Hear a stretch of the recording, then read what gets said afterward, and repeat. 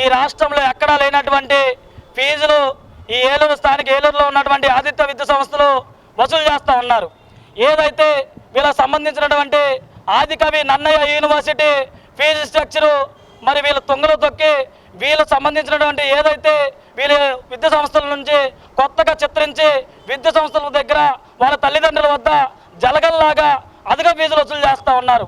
వీళ్ళు కళాశాల ఫీజులు కాకుండా బస్సు ఫీజులు అంటూ, సెమిస్టర్ ఫీజులు అంటూ, అదేవిధంగా వీళ్ళు కార్డినేషన్ ఫీజు అంటూ 500, 1000 రూపాయలు, అదేవిధంగా కళాశాల ఫీజులు మరి వీళ్ళకి 45,000, 50,000, 60,000, 70,000 అధిక ఫీజులు వసూలు చేస్తూ విద్యార్థుల తల్లిదండ్రుల వద్ద రక్తం పిలుస్తూ ఉన్నారు. ఈ ఆదిత్య విద్యా సంస్థలు ఇక్కడ ఏలూరులోనే కాదు, రాష్ట్ర వ్యాప్తంగా ఉన్నటువంటి ఆదిత్య విద్యా సంస్థలన్నీ కూడా ఇదే ఫీజు స్ట్రక్చర్ వసూలు చేస్తూ ఉన్నారు.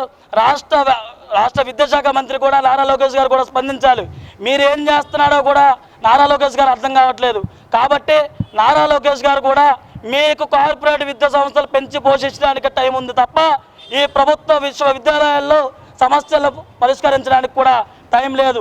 కాబట్టి ఈ కార్పొరేట్లో ఉన్నటువంటి విద్యా సంస్థలు యాజమాన్యాలు మరి ఎంత బరితెగించి వ్యవహరిస్తున్నారు. కాబట్టి ఆల్ ఇండియా స్టూడెంట్ ఫెడరేషన్గా మేము తెలియజేస్తూ ఉన్నాం, ఎప్పటికైనా నారా లోకేష్ గారు స్పందించి ఇలాంటి ఆదిత్య విద్యా సంస్థలపైన కఠినమైన చర్యలు తీసుకోకపోతే ఆందోళనలకు ఇంకా బలోపేతం చేస్తాం. రాష్ట్ర వ్యాప్తంగా ఉన్నటువంటి ఆదిత్య విద్యా సంస్థలపైన కఠినమైన చర్యలు తీసుకున్నంత వరకు కూడా ధర్నాలు, నిరసన కార్యక్రమాలు తెలియజేస్తామని హెచ్చరిక జారీ చేస్తూ ఉన్నాం.